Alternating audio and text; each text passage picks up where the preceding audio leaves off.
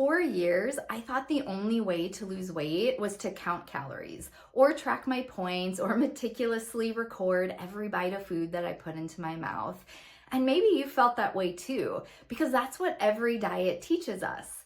And it seems logical at first to track our food and cut our calories until we try to stick with it long term. I mean, have you ever been counting your calories and you find that the weight's just not coming off like you thought it would? Or maybe you have a hard time tracking your calories consistently. So you track them for a little while and you start losing some weight, but the minute you stop counting your calories, the weight comes back on. I found for a lot of women that cutting calories and counting calories just is not the most effective way to lose weight and to keep it off over the long term. Because here's the thing, your body is not this simple math problem or math formula. Instead, our bodies are these complex systems that include hormones and cravings and hunger cues and emotions.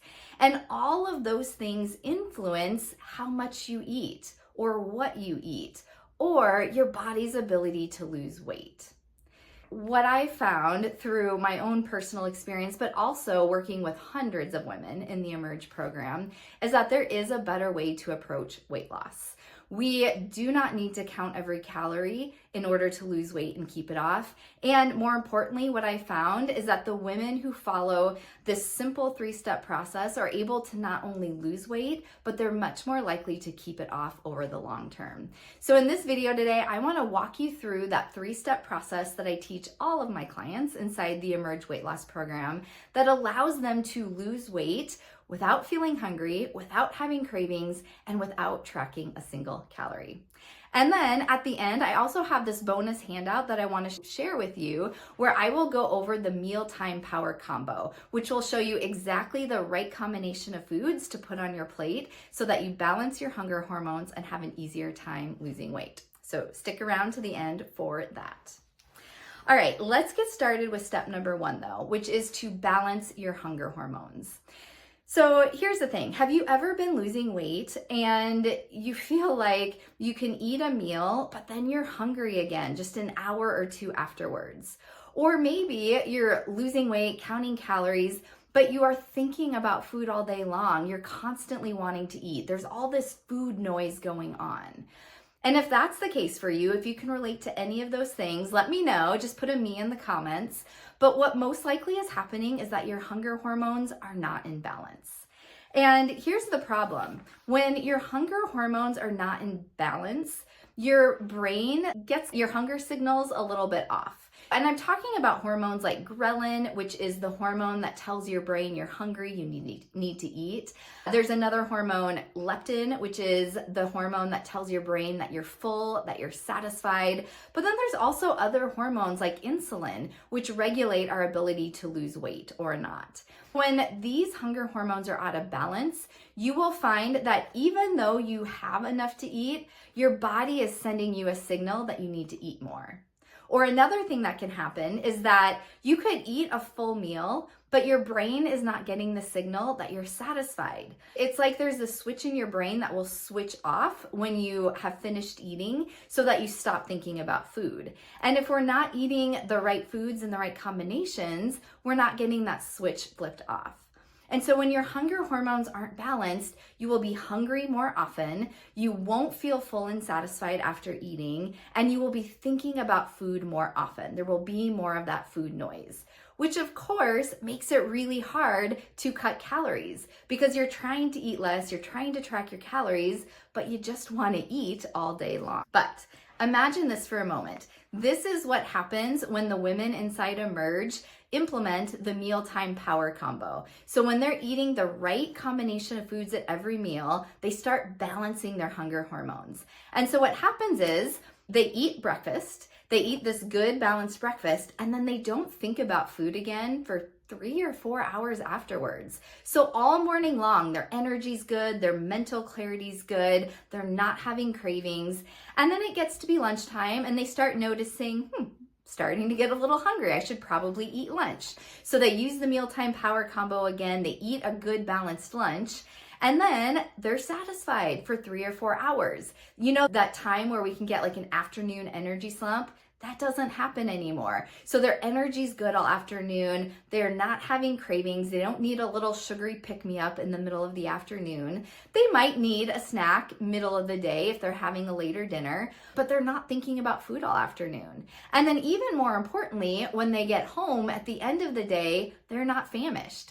I mean, has that ever happened to you where you get home and you're so hungry you will eat anything in sight? You need to eat the minute you get inside the door, or you stop at the drive-thru or a convenience store on your way home. Well, when you're using this mealtime power combo and balancing your hunger hormones, you don't get that famished feeling. So you can wait until you get home. You can cook a healthy meal, and you don't need to feel like you have to eat the first thing in sight.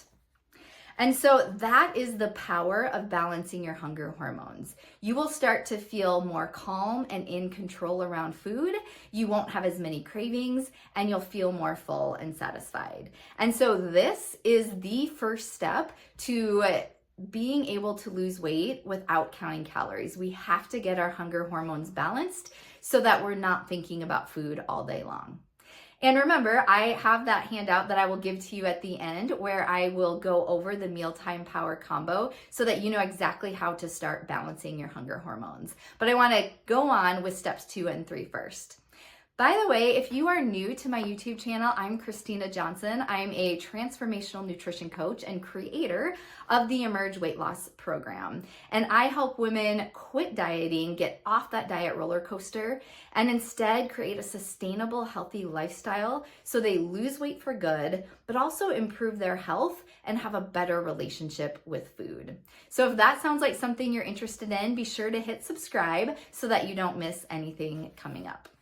All right, let's move on to step 2 of the process to be able to lose weight without counting calories. Okay, so once your hunger hormones are balanced in step 1, we need to figure out the difference between physical and emotional hunger.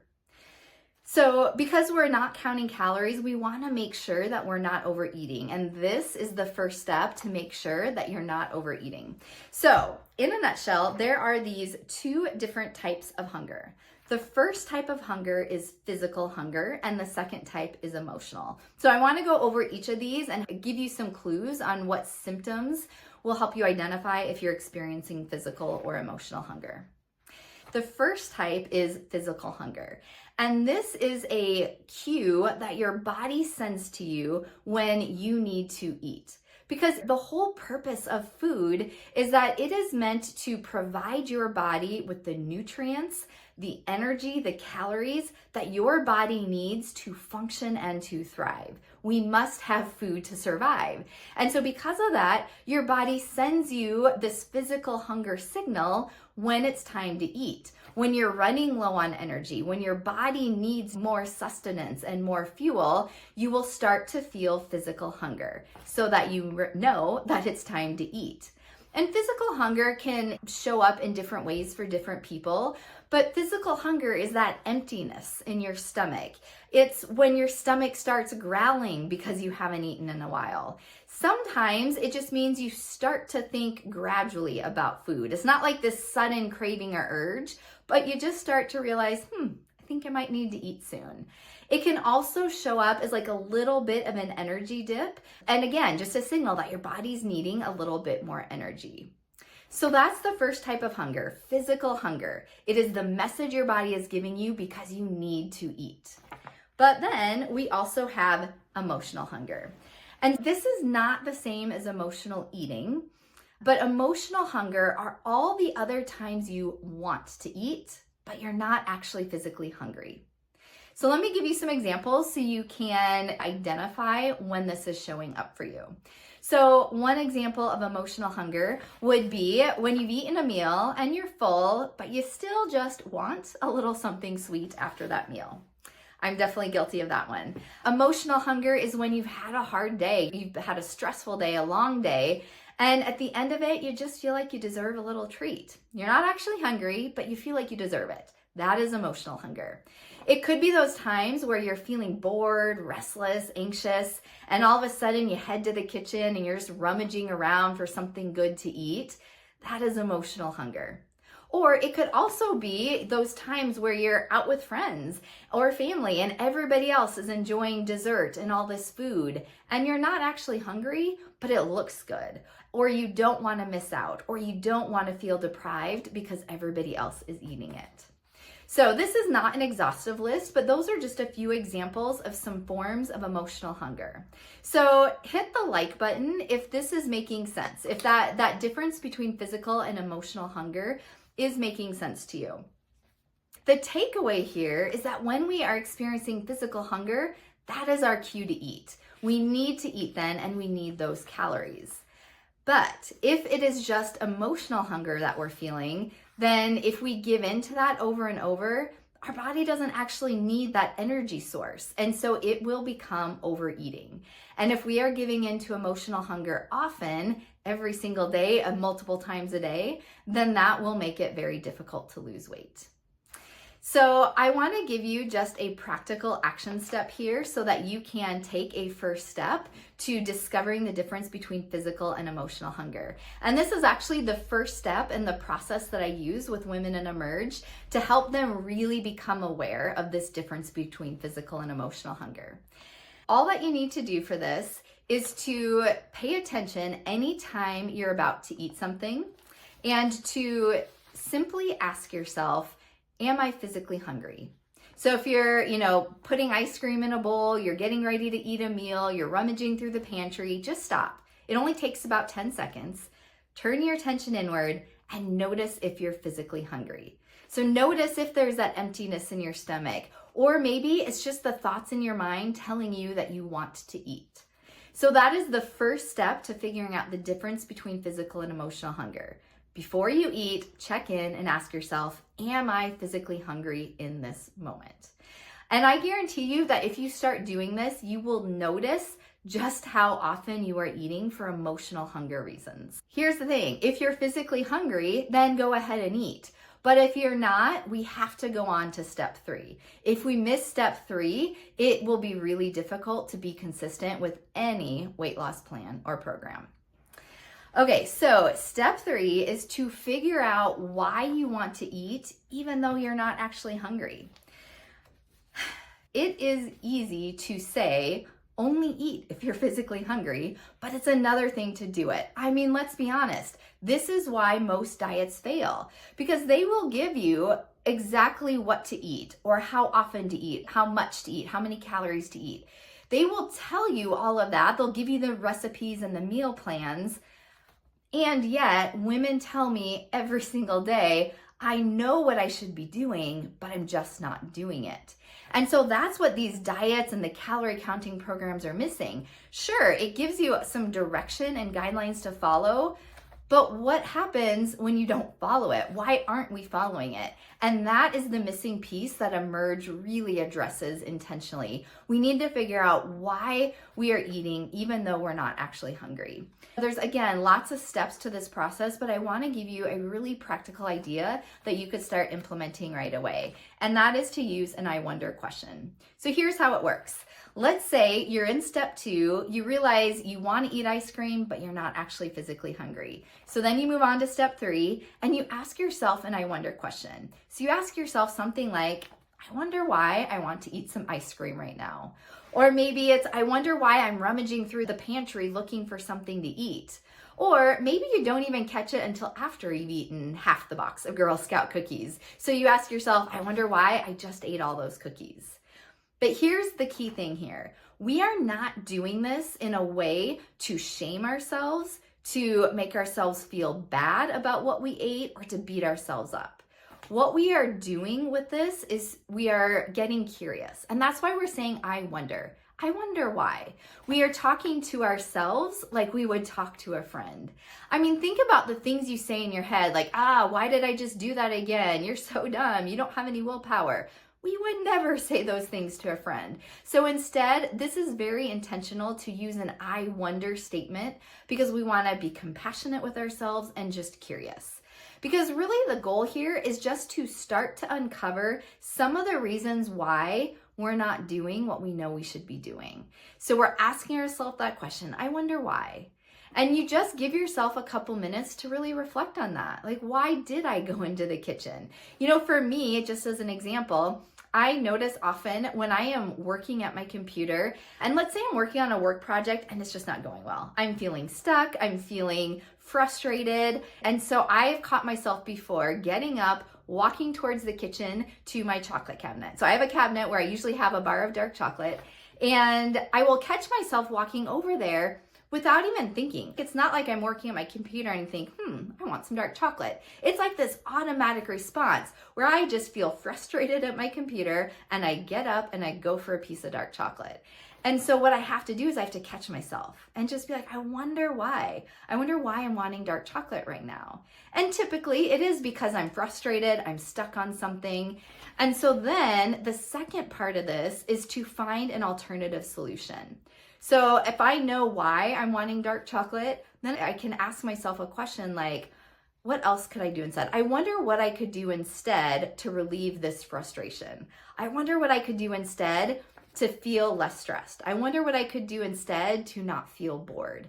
And that gives us just a little bit of time and space to find something else that will meet that core need, that will satisfy whatever we think food is going to satisfy, but it usually doesn't because we feel guilty and bad about it afterwards.